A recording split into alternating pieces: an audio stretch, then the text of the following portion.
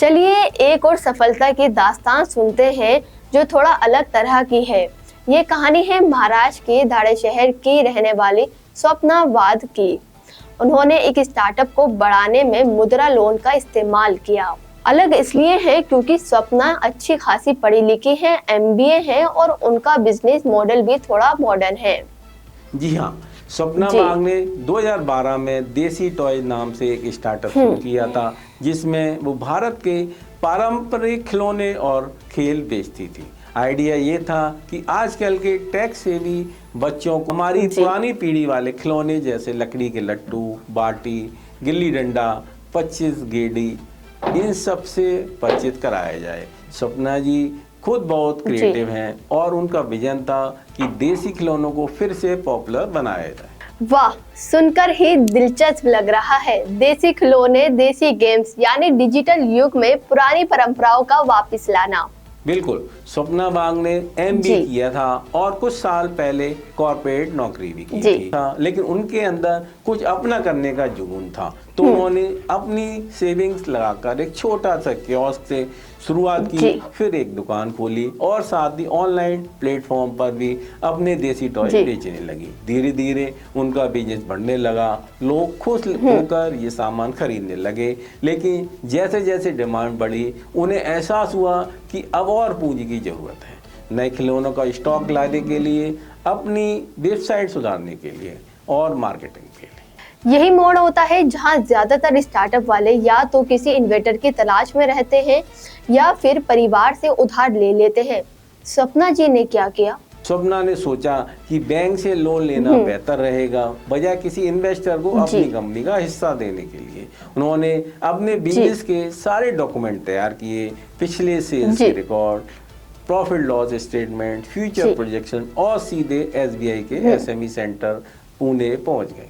वहां उन्होंने मुद्रा योजना के तहत 5 लाख का किशोर लोन आवेदन किया। चूंकि उनका बिजनेस मॉडल नया जरूर था, लेकिन उनके पैशन और प्लान को देख बैंक ने विश्वास किया।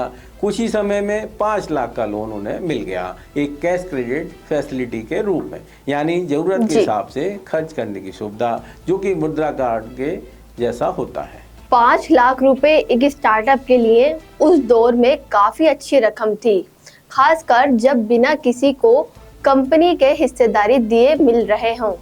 जी हाँ, और इस कदम से स्वप्ना को अपने बिजनेस पर पूरा नियंत्रण भी मिल रहा है। उन्हें अपने स्टार्टअप के शेयर किसी को बेचने नहीं पड़े, बस ब्याज देकर लोन लौटाना था। उन्होंने इस फंड का बेहतरीन इस्तेमाल किया, अलग अलग तरह के ट्रेडिशनल खिलौनों का स्टॉक बनवाया, कुछ अनुभवी कारीगर से कॉन्ट्रैक्ट किया कि वे नियमित सप्लाई दें। साथ ही ऑनलाइन मार्केट प्लेस जैसे अमेजॉन, फ्लिपकार्ट पर अपने प्रोडक्ट लिस्टिंग बढ़ाई और मार्केट में निवेश किया। कुछ ही दिनों में देसी टॉयज की सेल्स में उछाल आने लगा, उनकी कंपनी का टर्नओवर बढ़ने लगा और ब्रांड की पहचान बनने लगी। बढ़िया, मेरा तो ख्याल है उन्होंने लोन भी समय पर चुकाया होगा, क्योंकि आगे कहानी शायद यही होगी कि उन्होंने और बड़ा लोन लिया। आपने सही अंदाजा लगाया। स्वप्ना ने अनुशासन के साथ बैंक की किस्तें चुकाई, नियमित समय में 5 लाख लोन लगभग चुका दिया। उसके बढ़ते बिजनेस और अच्छी रिपेमेंट ट्रैक रिकॉर्ड को देखते हुए बैंक ने 2017 में उनका क्रेडिट लिमिट को 7.5 लाख रुपए तक बढ़ा दी, यानी उन्हें तरुण कैटेगरी के करीब तक पहुंचने का मौका मिला। उस अतिरिक्त धन से उन्होंने अपनी पहली फिजिकल रिटेल स्टोर मुंबई में खोल ली और कुछ लोगों को नौकरी पर रखा। उनका स्टार्टअप अब एक प्रतिष्ठित प्राइवेट लिमिटेड कंपनी बन चुका है। वाह, ये तो सही में एक स्टार्टअप सक्सेस स्टोरी है। एक और बात नोटिस की, सपना ने जो किया वो शायद कई युवाओं को पसंद आएगा कि बिना किसी एंगल इन्वेस्टर्स के, बिना शेयर डाइल्यूट किए, सिर्फ बैंक लोन के सहारे भी आप स्टार्टअप को बढ़ा सकते हैं। एग्जैक्टली, अक्सर देखा गया है कि लोग बिजनेस शुरू करने के लिए तो उत्साहित हो रहते हैं, लेकिन फंडिंग के नाम पर या कर्ज लेने से डरते हैं या फिर किसी इन्वेस्टर को बड़ी हिस्सेदारी दे देते हैं। निवेशक जी। लाना बुरा नहीं है, लेकिन हर बिजनेस को जी, निवेशक बिल्कुल। मिलना संभव नहीं है और कभी कभी हम जल्दबाजी में अपने बिजनेस का कंट्रोल खो देते हैं।